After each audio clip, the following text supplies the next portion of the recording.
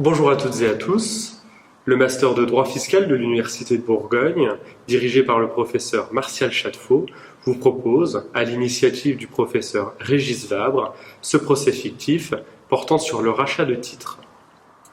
Le juge débutera ce procès par l'exposé des faits. L'administration, le contribuable, puis le rapporteur public exposeront successivement leur point de vue. Enfin, le juge rendra sa solution.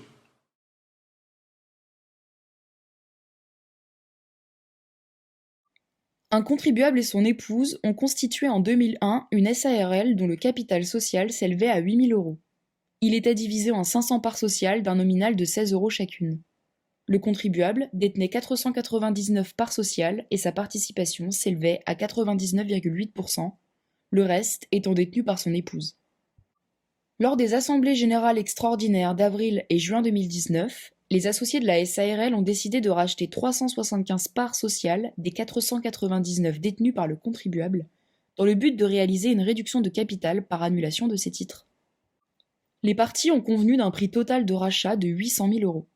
Le capital social, suite à l'opération, s'élève alors à 2 000 € et le nombre de parts sociales à 125, dont 124 sont détenues par le contribuable. L'opération de cession des parts sociales a ainsi généré une plus-value privée de 790 000 €, laquelle a fait l'objet d'une option d'imposition au barème progressif de l'impôt sur le revenu. Elle a par ailleurs donné lieu à l'application de l'abattement renforcé de 85%. Toutefois, à la suite d'un contrôle sur pièces, l'administration fiscale a souhaité mettre en œuvre la procédure de répression des abus de droit, car elle a considéré que l'opération de cession était en réalité une distribution déguisée. Le contribuable a ainsi été notifié d'une rectification d'impôt sur le revenu, accompagnée des intérêts de retard ainsi que de la pénalité de 80%. Le tribunal administratif de Dijon a rejeté la demande du contribuable tendant à obtenir la réduction de la cotisation supplémentaire d'impôt sur le revenu à laquelle son foyer fiscal a été assujetti au titre de l'année 2019, ainsi que des intérêts de retard et de la pénalité correspondante. La Cour administrative d'appel de Lyon a rejeté l'appel formé par le contribuable contre ce jugement et le contribuable se pourvoit en cassation contre cet arrêt. Alors merci Madame le juge. Donc concernant la position de l'administration fiscale dans cette affaire, nous considérons qu'il y a lieu de procéder à une requalification des sommes perçues par le contribuable en distribution sur le fondement de l'abus de droit. Alors pour rappel, l'article L64 du livre des procédures fiscales prévoit en effet que, afin d'en restituer le véritable caractère, l'administration est en droit d'écarter, comme ne lui étant pas opposable, les actes constitutifs d'un abus de droit par fictivité ou sur un abus de droit par fraude à la loi. Donc dans le cas d'espèce, c'est sur la fraude à la loi que nous avons décidé de nous fonder. Et à ce titre, il y a deux conditions à réunir pour caractériser l'abus. Donc un premier critère subjectif, à savoir la poursuite d'un but exclusivement fiscal, puis un second critère objectif qui se fonde dans la contrariété aux objectifs du législateur. Donc, concernant le premier critère, il ne fait aucun doute aux yeux de l'administration fiscale que l'opération de réduction du capital par rachat des titres n'a eu aucune autre finalité que purement fiscale. Une telle opération peut en effet revêtir en principe plusieurs motivations, telles que le réaménagement de l'actionnariat, la réduction de son exposition au risque ou encore la sortie d'un associé de la société. Donc en l'occurrence, concernant le réaménagement éventuel de l'actionnariat, le contribuable est resté très largement majoritaire à l'issue de l'opération. En effet, sa participation ne s'est trouvée que superficiellement diluée et la répartition du capital est restée substantiellement identique. Concernant ensuite l'objectif de sortie d'un associé, un tel objectif n'a pas non plus pu motiver l'opération dès lors que les deux associés fondateurs sont restés associés à l'issue de la réduction de capital. Donc maintenant, sur l'objectif exclusivement fiscal, il tiendrait en la fiscalité avantageuse des plus-values en comparaison avec la fiscalité des distributions. Donc il est à noter qu'aucune distribution de dividendes n'a été réalisée par la société depuis sa création. Cette mise en réserve systématique des bénéfices participant donc à une valorisation importante de la participation des associés. Donc le contribuable détenant ces titres depuis 2001, il a ainsi pu bénéficier de l'abattement majoré de 85% sur la somme imposable. A l'inverse, la fiscalité des dividendes prévoit, elle, une imposition globale au taux de 30% ou, sur option, une imposition au barème, ce second choix permettant en outre l'application d'un abattement de 40% sur les sommes perçues. Donc cet abattement reste toujours inférieur à celui qui serait appliqué dans le cadre du régime des plus-values dès lors que les titres sont détenus depuis plus de 2 ans. Ainsi, en bénéficiant du régime des plus-values, le contribuable a pu réaliser une économie d'impôt de l'ordre de 87 680 €, l'avantage fiscal étant ainsi à nos yeux évident. Par ailleurs, le Conseil d'État a déjà considéré qu'il doit exister une certaine proportionnalité entre les finalités économiques, si tant est qu'il en existe, et les finalités fiscales de l'opération. Donc, cela résulte de l'arrêt Garnier-Choiseul de 2013, dans lequel le Conseil d'État considère que poursuit un but exclusivement fiscal l'opération qui a pour finalité des considérations économiques négligeables et sans commune mesure avec l'avantage fiscal obtenu grâce à l'opération. Ensuite, sur la contrariété aux objectifs du législateur, il convient évidemment de s'intéresser à ces objectifs. Donc, s'agissant du régime fiscal des rachats par une société de ses propres titres, le législateur avait initialement prévu un régime hybride, donc à savoir l'imposition au régime des distributions pour la différence entre le prix de rachat des titres et leur prix ou valeur de souscription, puis l'application du régime des plus-values pour la différence entre la valeur d'apport et le prix d'acquisition. Le législateur avait toutefois prévu une exception concernant les rachats de titres en vue de leur attribution aux salariés ou dans le cadre d'un plan de rachat d'actions. Dans cette exception-là, c'est le régime des plus-values qui vient à s'appliquer. Donc, selon nous, l'objectif du législateur était de favoriser les politiques salariales au sein des entreprises en prévoyant une fiscalité allégée, donc allant dans l'intérêt de l'entreprise. Suite à ça, il y a eu la décision du Conseil constitutionnel du 20 juin 2014 qui est venu censurer ce régime hybride et qui a mené à la généralisation du régime des plus-values à l'ensemble des sommes perçues en contrepartie du rachat des titres par la société. Cependant, pour nous, cette généralisation semble davantage se fonder sur un souci de simplification plutôt que sur un souci de logique fiscale. En tout état de cause, il ne nous semble pas que le législateur ait cherché, dans le cadre de cette réforme, à instituer un régime fiscal permettant aux contribuables de contourner le régime des distributions en opérant une réduction de capital non motivée par les pertes dont la finalité économique serait absente. Bien que le contribuable ait le choix d'opter pour la solution qui lui est la plus avantageuse fiscalement, on pense que cela ne doit pas conduire à détourner de son but initial une opération par essence économique et sociétaire qui n'a donc pas pour principale finalité la distribution de liquidités. Donc pour conclure, notre position est la suivante, c'est celle de la requalification en distribution de dividendes des sommes perçues par le contribuable, puis de l'application de la majoration de 80% des droits éludés en application de l'article 1729B du Code général des impôts. Comme il vient d'être énoncé, l'administration fiscale soutient que l'opération de rachat des parts sociales par la SARL est abusive.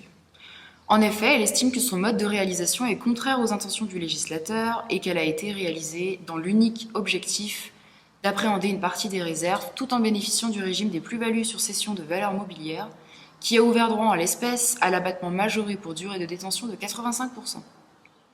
En premier lieu, nous souhaiterions exclure d'emblée l'existence d'une motivation exclusivement fiscale.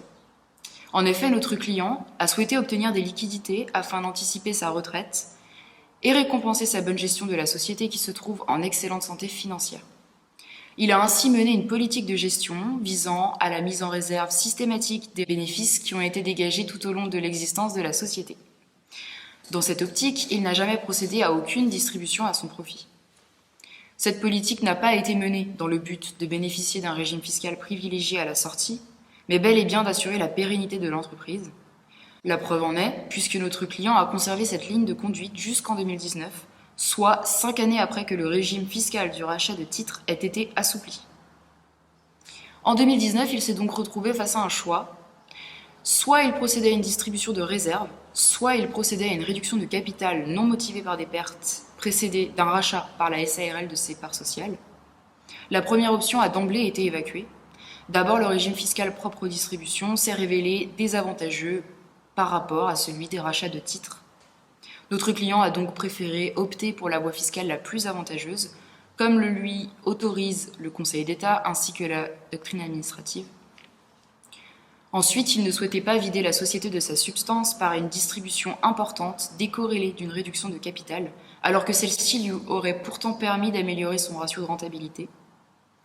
Par ailleurs, le risque lié au gage des créanciers, présent comme futur, se trouve diminué d'autant.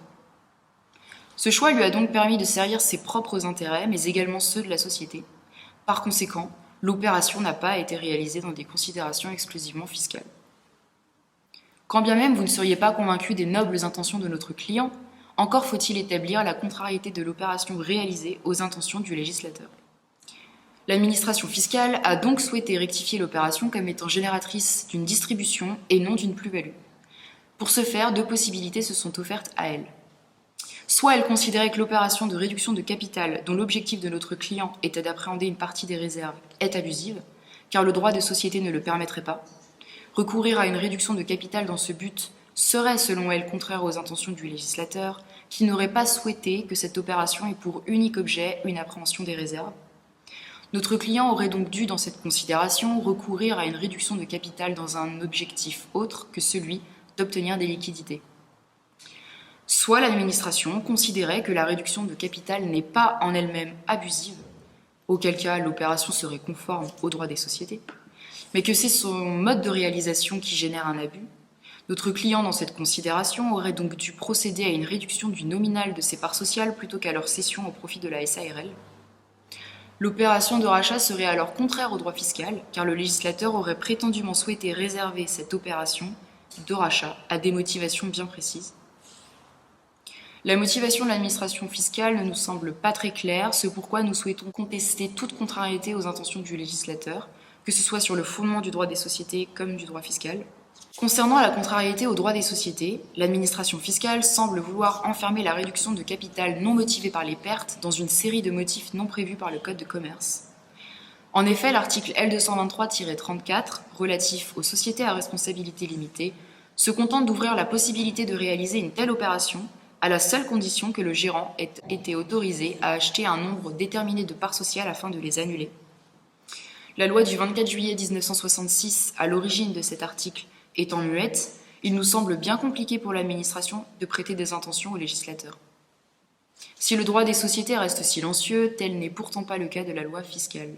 En effet, depuis la loi de finances rectificative pour 2015, les cessions de titres par un associé à sa société relèvent du régime des plus-values, conformément au 6e de l'article 112 du CGI. L'administration qui souhaite taxer une telle opération en revenus de capitaux mobiliers, au motif qu'elle a permis une appréhension des réserves à un régime fiscal privilégié, conduit en réalité à conditionner les opérations de réduction de capital par rachat préalable à l'existence de certaines motivations.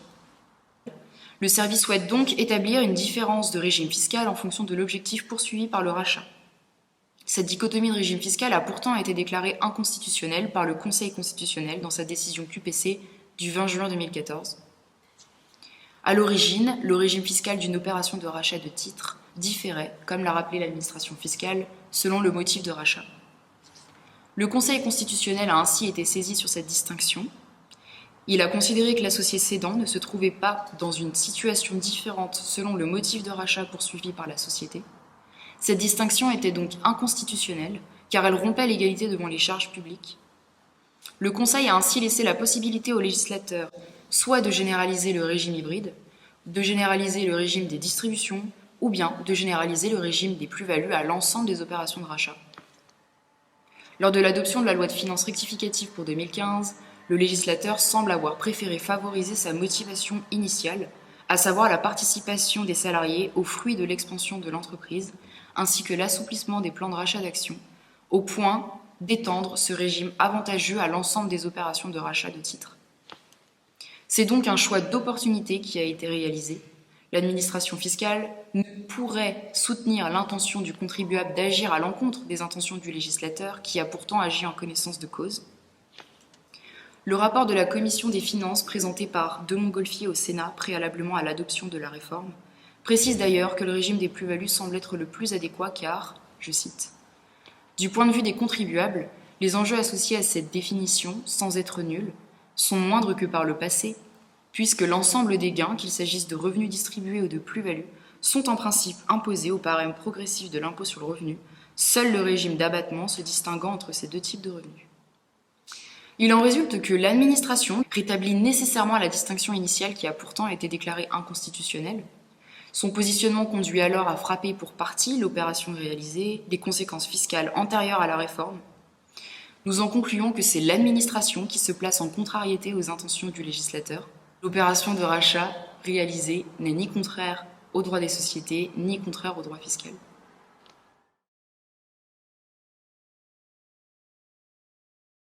Merci Madame la juge pour le rappel des faits, merci l'administration et à l'avocat du contribuable pour l'exposé de leur point de vue. La question que vous, juge, serez amené à trancher est la suivante. Le contribuable qui, pour appréhender les réserves qu'il a de longue date constituées dans sa société, peut-il procéder à un rachat des parts de sa SARL en vue de leur annulation ou commet-il par là un abus de droit? Nous l'avons vu au travers des interventions, le débat se cristallise autour de l'existence ou non d'une fraude à la loi, notion sur laquelle vous, juge, exercez un contrôle de qualification juridique. Compte tenu de la cassation que nous allons vous inviter à prononcer, nous répondrons à l'ensemble des questions que pose l'affaire, de manière à éclairer le plus complètement possible le débat, et ce, en suivant les mémoires à la fois de l'administration et du contribuable. Selon nous, vous serez amené à décider que le but du contribuable était exclusivement fiscal. En effet, on ne saurait voir, étant donné les modalités et les montants de la réduction par rachat, d'autres motifs à cette réduction que celui d'appréhender les sommes contenues dans la SARL. Pour se distribuer les sommes, le contribuable avait le choix entre une distribution classique et le rachat qu'il a effectué. Le choix du rachat n'obéit qu'à une logique purement fiscale, puisqu'il conduit à l'application du régime des plus-values mobilières et donc à des abattements, lesquels diminuent la base imposable. En choisissant ce mécanisme donc, le contribuable poursuivait un but exclusivement fiscal. Pour autant, l'administration ne peut pas lui reprocher ce but pour autant qu'il existe. Encore faut-il qu'elle démontre que cela s'est fait en contrariété avec les textes pour caractériser l'abus de droit. Sans cela, le contribuable ne relèverait le choix du contribuable ne relèverait que du choix de la voie la moins imposée. Or, vous avez consacré ce droit. La considération de la contrariété avec les textes commande que vous vous interrogiez sur les objectifs du texte appliqué, en l'occurrence l'article 112 6e du CGI. Cet article a subi une réforme en 2014. Le législateur modifie donc la ligne litigieuse et il en tire toutes les conséquences dans tous les textes qui régissent les plus-values mobilières. Il nous apparaît donc que le législateur ait souhaité soumettre le rachat au régime unifié des plus-values mobilières. Cela est corroboré par le fait qu'il semble exister un régime juridique cohérent autour de l'imposition des rachats, qui semblent tous être analysés à chaque fois, comme des revenus patrimoniaux. Je citerai à titre d'exemple la position que vous avez eue par un arrêt du 23 novembre 2020, dans lequel vous avez décidé que les revenus de rachat étaient des revenus du patrimoine, insusceptibles de se répéter tous les ans et qui étaient donc ouverts au quotient de l'article 163 du CGI. La considération du détournement des objectifs du législateur commande selon nous que vous vous demandiez aussi si le contribuable n'a pas détourné les objectifs de la loi sociétaire et en particulier l'article L223-34 du Code de commerce. C'est-à-dire, il convient de vérifier que le contribuable ne se soit pas artificiellement placé dans ce régime de faveur en réalisant une réduction de capital par un rachat de titres frauduleux. Il faudra d'abord que vous clarifiez le point de savoir si l'article L64 du livre des procédures fiscales est invocable à l'encontre d'un texte sociétaire. Ceci fait, la suite de la réflexion devra s'orienter sur les objectifs qu'a posé le législateur derrière l'article L223-34 du Code de commerce qui autorise les rachats de parts de SARL en vue de leur annulation. L'article a été introduit dans le droit des sociétés par une loi du 24 juillet 1966. Aucun objectif n'est assigné au rachat que la loi autorise et il nous semble important de voir alors qu'au dernier alinéa, le texte admet que la réduction de capital puisse se faire pour annuler des titres. Mais surtout, l'avant-dernier alinéa instaure un droit d'opposition des créanciers. Cela matérialise, à notre sens, que le législateur a conscience, en rédigeant le texte, que la réduction non motivée par les pertes est un transfert de la société vers les associés et par là une forme de distribution. Enfin, il me semble nécessaire de vous indiquer que l'application du régime des plus-values est en plus d'être juridiquement applicable celui qui a le plus de cohérence avec les faits de l'espèce. En effet, il fait profiter aux dirigeants d'un abattement censé remercier l'investissement dans les PME, censé remercier une vision de long terme. C'est une vision que l'on a rarement plus vue que dans le cas d'espèces, où le contribuable a constitué de nombreuses réserves dans sa société et il en a détenu pendant de très nombreuses années les titres. Nous aimerions cependant alerter enfin, car si l'abus de droit ne peut être invoqué en l'espèce à l'appui de ces dispositions, cela ne tient qu'à l'économie de l'opération. En effet, le contribuable a de longue date mis en réserve, n'a pas changé sa politique en fonction des réformes fiscales et s'est retrouvé face à un choix fiscal au moment de décider comment appréhender les sommes contenues dans sa société après des années de dur labeur. L'abus de droit s'inscrit dans une réflexion où préside la substance sur la forme, et donc une réflexion dans laquelle la réalité économique de l'opération permet de décider de l'existence d'un abus de droit plus que des considérations juridiques pures. Il nous apparaît alors qu'un faisceau d'indices pourrait renverser l'économie de l'opération, comme par exemple une mise en réserve qui n'aurait commencé qu'après la réforme de 2015 ou une succession de rachats par annulation. Cette même opération de rachat par annulation placée sous ce même régime virait alors à l'abus de droit, en ce que l'économie en serait radicalement différente. Merci. Concernant le but de l'opération, il ressort des pièces du dossier que l'opération de rachat des parts sociales du contribuable suivie de leur annulation, n'aboutissant pas à un réaménagement substantiel de l'actionnariat, à une réduction de l'exposition de l'associé au risque social ou à la sortie de l'associé de la société, elle ne peut être regardée que comme ayant pour but d'appréhender les sommes mises en réserve dans la société. L'Assemblée générale aurait pu choisir la voie de la distribution de réserves. La somme aurait alors été imposée en tant que revenu de capitaux de mobilier. Au lieu de cela, l'Assemblée générale a choisi la voie du rachat de parts sociales suivi de leur annulation. Le gain de cession est alors imposé en tant que plus-value de cession de valeur mobilière. Ces deux catégories de revenus sont en principe soumises au même régime fiscal. Elles sont de plein droit soumises au prélèvement forfaitaire unique. Les distributions relevant du régime des revenus de capitaux mobiliers bénéficient d'un abattement de 40%, tandis que les gains de cession relevant du régime des plus-values de cession de valeur mobilière et concernant des droits sociaux acquis ou souscrits avant le 1er janvier 2018 bénéficient d'un abattement renforcé dont le montant proportionnel à la durée de détention des droits sociaux, soit 85% au cas d'espèce. L'opération ne peut donc être regardée que comme n'étant inspirée par aucun autre motif que celui d'éluder ou d'atténuer les charges fiscales de l'intéressé en bénéficiant d'un abattement plus élevé. Concernant la méconnaissance des objectifs poursuivis par le législateur, d'une part, l'article 112 du Code général des impôts prévoit expressément dans sa version applicable aux litiges que ne sont pas considérés comme des revenus distribués les sommes ou valeurs attribuées aux associés ou actionnaires au titre du rachat de leurs parts ou actions. Le régime des plus-values est alors applicable. Le Conseil constitutionnel a jugé le 20 juin 2014 dans une décision QPC que la différence de traitement entre les actionnaires ou associés ne reposait ni sur une différence de situation entre les procédures de rachat, ni sur un motif d'intérêt général en rapport direct avec l'objet de la loi. Les dispositions de l'article 112 sixièmement du Code général des impôts ont par suite été déclarées contraires à la Constitution et abrogées à compter du 1er janvier 2015. Le législateur a choisi la voie de la généralisation de l'application du régime des plus-values de cession de valeur mobilière à toutes les sommes ou valeurs attribuées aux associés ou actionnaires au titre du rachat de leurs droits sociaux, alors qu'il aurait pu choisir celle de la généralisation de l'application du régime des revenus de capitaux mobiliers. En choisissant cette voie, le législateur a privilégié celle qui était juridiquement la plus appropriée à de telles opérations. En effet, les droits sociaux concernés sont cédés puis aliénés définitivement par la société. L'opération ne peut donc être reproduite à plusieurs reprises, ce qui constitue une différence majeure entre le régime des plus-values de cession de valeur mobilière et celui des revenus de capitaux mobiliers, ces derniers ayant vocation à se reproduire annuellement. L'opération n'apparaît donc pas contraire aux objectifs poursuivis par l'auteur de l'article 112, sixièmement du Code général des impôts. D'autre part, l'application de l'abattement de 85% est soumise à la satisfaction d'un certain nombre de conditions. En premier lieu, une durée de détention des droits sociaux d'au moins 8 ans est exigée. Il résulte des travaux parlementaires que cette condition a été instaurée par le législateur dans l'optique de favoriser la détention durable des capitaux et la stabilité économique. Au cas d'espèce, cette condition est pleinement satisfaite puisque les parts sont détenues depuis près de 18 ans. En second lieu, des conditions strictes sont posées par l'article 150.0d.1 du Code général des impôts. Il résulte des travaux parlementaires que ces conditions ont été instaurées par le législateur dans le but de favoriser les créateurs d'entreprises qui avaient pris des risques en créant ou en participant financièrement à la création d'une entreprise. Au cas d'espèce, il résulte des pièces du dossier que ces conditions sont pleinement satisfaites et que l'intention du législateur est respectée. L'opération n'apparaît donc pas contraire aux objectifs poursuivis par l'auteur de l'article 150.0d.1 du Code général des impôts.